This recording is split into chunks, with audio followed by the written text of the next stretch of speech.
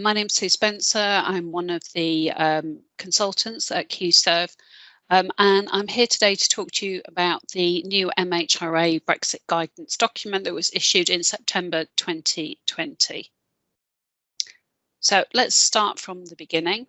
The UK has left the European Union and is now in a transition period, and that transition period ends at the end of 2020. So MHRA issued guidance about what would happen during this transition period back in January, and basically during the transition period the UK operates as though they were still part of Europe as it relates to medical devices and IVDs. The market access hasn't changed, it's still CE marking. Firms can continue to use MHRA in the way that they normally would for vigilance and also for clinical investigations and things like that. And the UK still has access to the European data systems like UDEMED that it normally would have access to. The new guidance that has been issued is really looking post the transition period, and so post the Brexit transition we're talking about here. The new guidance was issued in September 2020,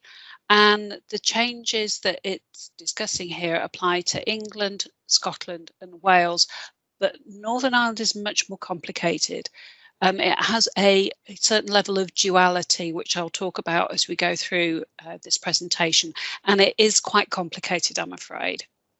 So MHRA will also continue to be the competent authority. Let's look at the new draft requirements. So starting from the 1st of January 2021, CE marking will continue to be used and recognised, but this will only be until the 30th of June 2023.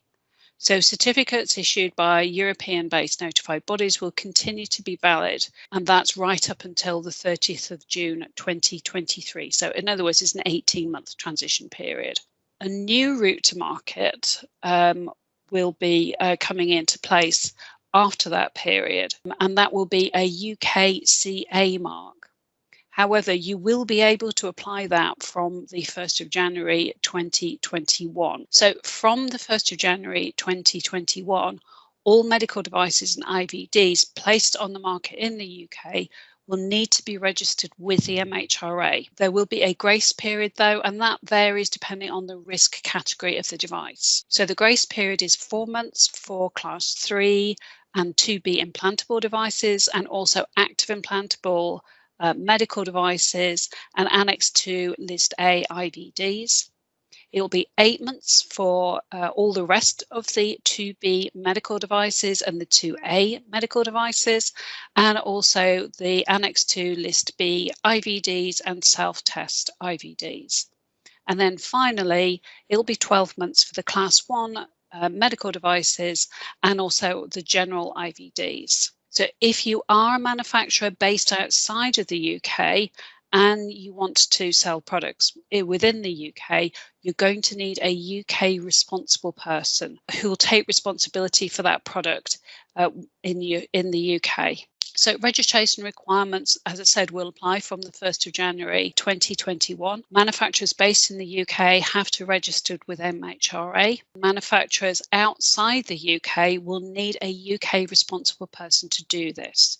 So the UK responsible person will then assume the responsibilities of the manufacturer in terms of registering the device with MHRA. So manufacturers based outside of the European Economic Area who have an authorised representative that's established in Northern Ireland will not need to designate a UK responsible person when placing a device on the Northern Ireland market. So this is where we start to see this complication, and that Northern Ireland has a bit of a duality at the moment. So the Northern Ireland based authorised representative will be able to register devices with MHRA on behalf of the manufacturer.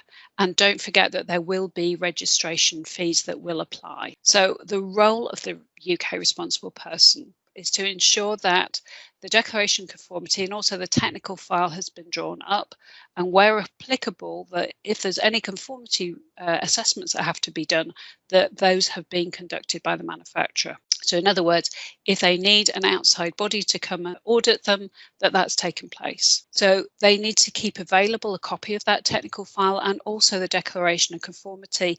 And if there's any certificates or supplementary certificates that go with that, they will also need to hold copies of those. They'll need to be able to provide MHRA with information and any documentation that they request, and also forward to the manufacturer any requests that the MHRA has to acquire samples from the market or access to the device itself. The UK responsible person will cooperate with the MHRA on any preventive or corrective actions taken to eliminate or, if not possible, mitigate risks from that device, and immediately inform the manufacturer about complaints and reports from healthcare professionals, patients and users about suspected incidents relating to a device for which they have been designated. So if the UK responsible person terminates the legal relationship that they have with the manufacturer, and that's because the manufacturer has been acting contrary to their obligation, then there is a requirement for the UK responsible person to inform MHRA and also the notified body, if it's applicable, of that termination. So MHRA have said that they will issue further guidance on these roles. So another little bit of background, the UK retains legislation that will be on the statute book come the end of the transition period. So don't forget, at the moment we're operating as though we were in Europe, although we're not.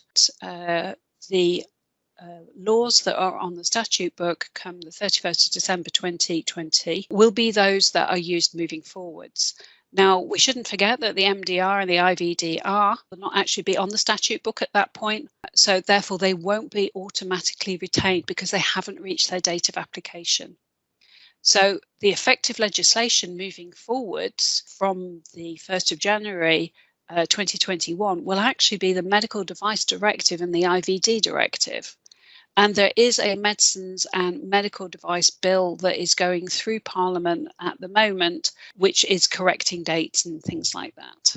I mentioned earlier on that there will be a UKCA mark. So the UK Conformity Assessment mark is the new mark, and it is not restricted to just medical devices. So you will see other devices that in the past would have borne a CE mark could now bear a UKCA mark. So the UKCA mark will not be recognised in Europe.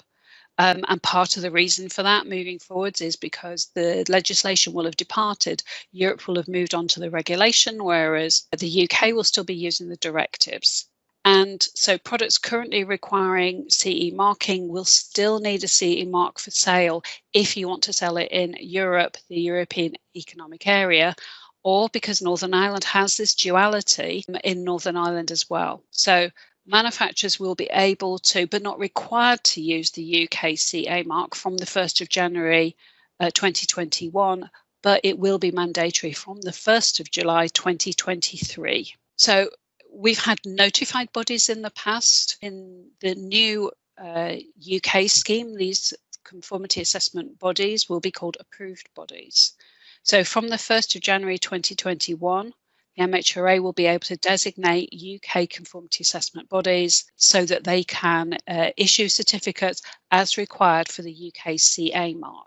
The existing UK notified bodies will roll over their existing designations for medical device or IVD or active implantable devices, and they won't have to go through extra designation processes to be able to do that. So UK approved bodies will only be able to conduct conformity assessments for medical devices, active implantables and IVDs according to the UK Medical Device Regulation 2002.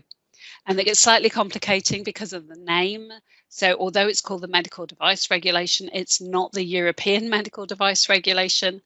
And that regulation covers medical devices, active implantables and IVDs. And that will be in the form that exists from the 1st of January 2021. And as I said before, that will be the directives as it stands at the moment.